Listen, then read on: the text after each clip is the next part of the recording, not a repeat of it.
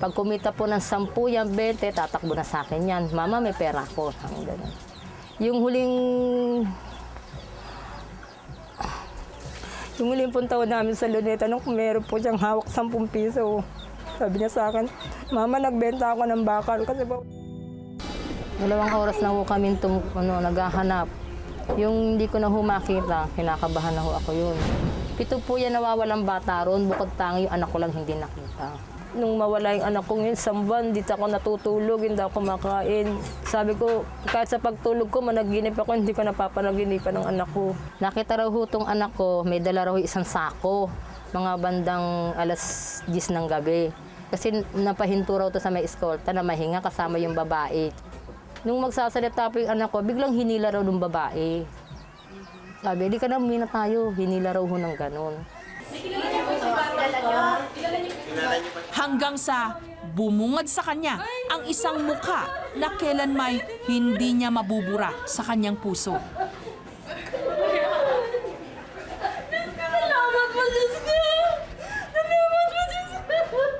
Ilang minuto ang inilalaan para maipakita dito sa aming programa ang larawan ng mga nawawala at natatagpo ang mga tao. Ang ilang minuto o segundong yon, katumbas ay pag-asa para sa nagkalayong mga kamag-anak. Dating masaya at puno ng pag-asa ang munting tahanang ito ng pamilya Villanueva. Hanggang sa dumating ang pinakamatinding pagsubok sa kanilang pamilya. 3 buwan nang nawawala ang isang miyembro ng kanilang pamilya, si Joshua, 7 taong gulang. Para kay Alma, ang ilaw ng tahanan ng pamilya Villanueva, katangi-tanging bata ang nawawala niyang anak. Sa murang edad kasi ni Joshua, tumutulong na ito sa pagtataguyod ng pamilya. Pag kumita po ng 10 yan, 20, tatakbo na sa akin yan. Mama, may pera ko. Ganun. Yung huling pong taon namin sa Luneta, nung meron po siyang hawak 10 piso. Sabi niya sa akin, Mama, nagbenta ako ng bakal. Kasi po, Pang-7 sa 9 na magkakapatid si Joshua, puno ng pangarap ang kanyang mga magulang para sa kanya. Umaasang siya ang mag-aahon sa kanila sa kahirapan. Kaya't ganun na lamang ang panghihina ni Alma nung nawala ang kanyang anak. nung October 2 po kasi, meron po kaming, dyan po kapitbahay namin dyan sa labas na binigyan po kami yung ticket po ng GIL kasi po anniversary daw po yun. Ayon kay Alma, habang abala siyang nakikilahok sa nasabing prayer rally, hinayaan lamang niyang maglaro si Joshua kasamang ibang mga bata. Hindi na niya namalayang unti-unti na palang napalayo ang kanyang anak sa kanyang tabi hanggang sa hindi na niya ito nakita. 2 oras na ho kami naghahanap. Yung hindi ko na makita, kinakabahan na ho ako yun. 7 po yan nawawalang bata roon, bukod tangi yung anak ko lang hindi nakita. Tila pinagsakluban ng langit at lupa si Aling Alma sa kanyang nalaman. At mula noon, madalas na raw siyang natutulala, lalo na kapag pinagmamasdan ang larawan ng kanyang anak. Nung mawala yung anak ko ngayon, 1 buwan, dito ako natutulog, hindi ako kumakain. Sabi ko, kahit sa pagtulog ko, managinip ako, hindi ko napapanaginipan ng anak ko. Pero ang pag-aalalang ito ni Alma, nahaluan pa ng takot sa tuwing nakakasagap siya ng iba't ibang mga kwento. Nakita raw ho tong anak ko, may dala raw isang sako, mga bandang alas 10 ng gabi. Kasi napahinto raw to sa may eskolta na mahinga kasama yung babae. Nung magsasalita po yung anak ko, biglang hinila raw ng babae. Sabi, di ka na muna tayo, hinila raw ho ng ganon.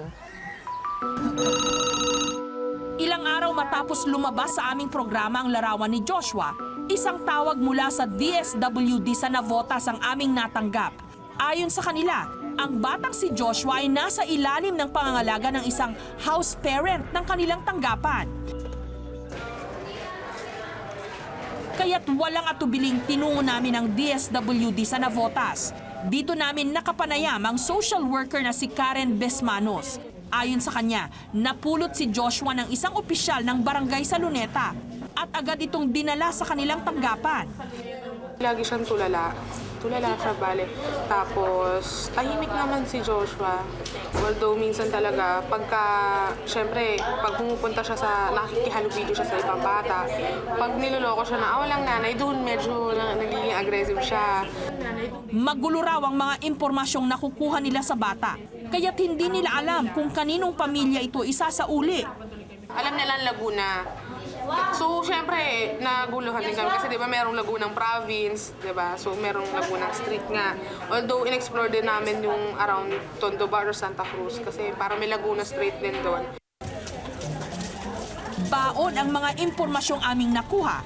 Tumulak kami patungong DSWD sa Navotas. Baon ang pag-asang si Joshua na nga ang kinukupkup nilang bata. Pero sa mga oras na yon, walang kaalam-alam si Alma. Ang tanging batid niya, sasamahan namin siya sa paghahanap sa kanyang nawawalang anak. Pagdating namin sa DSWD sa Navotas, wala pa rin kamalay-malay si Alma na ang hinahanap niya, ilang dipa na lang ang layo sa kanya.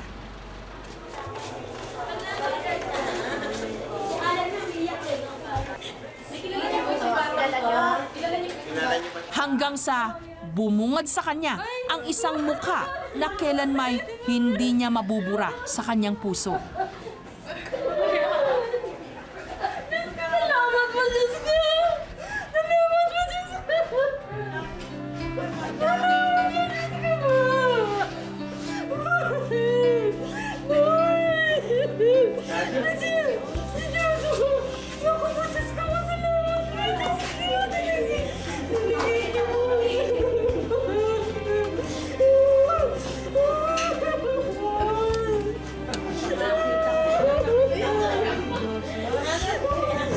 Salamat po, Lord! Salamat po! Nilagyan niyo po ang dasal ko! Salamat po! Salamat po, Diyos ko!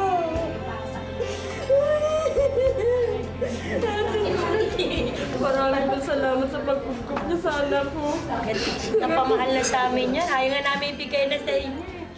Si Linda at Nonoy, ang mag-inang kumalinga kay Joshua, itinuring na rin daw nila itong tunay na kadugo. Sana wag niyo lang pabayaan. Mahirap mawala ng anak. Lalo kami daw napamahal na. Sa totoo lang ayaw na namin ibigay. Sana wag niyo lang pabayaan. Sa aming pamamaalam, tanging masasayang alaala ang pabaon ng mga taong nag-aruga kay Joshua. Subalit ipinangako nilang hindi ito ang huling araw na kanilang pagkikita. Habang pauwi sa kanilang tahanan, hindi maitago ang labis na saya ni Alma.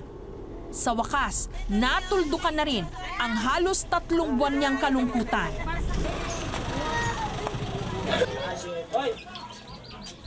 Laki na ni Joshua, laki na. Laki na ni Joshua. Pagdating sa kanilang tahanan, kulitan at tawanan ang muling bumingi sa buong kabuhayan. At tila nahawi na ang lahat ng ulap ng pagkabahala at pag-aalala. Dahil ngayong nakauwi na si Joshua, tuluyan ng nanumbalik ang sigla ng pamilya Villanueva. Dito na lang mo siya, tuturuan ko na lang kasi mag-aaral daw sa pasukan to. Tuturuan ko na lang siya magbasa, magsulat. Hello po! Kamusta ho kayo? Alam niyo ho, bago po kami nagtampok ng mga reunion stories sa KMJS, nauna na po dyan yung aming programang Sana'y Muling Makapiling at Reunions sa ganyang mga kwento. At ngayon, ang good news po, mapapanood nyo na ang full episodes ng mga ito. Mag-subscribe lamang po sa GMA Public Affairs YouTube channel at ganun din po sa GMA Public Affairs Facebook account. Kita-kita po tayo at mabuhay po ang mga pamilyang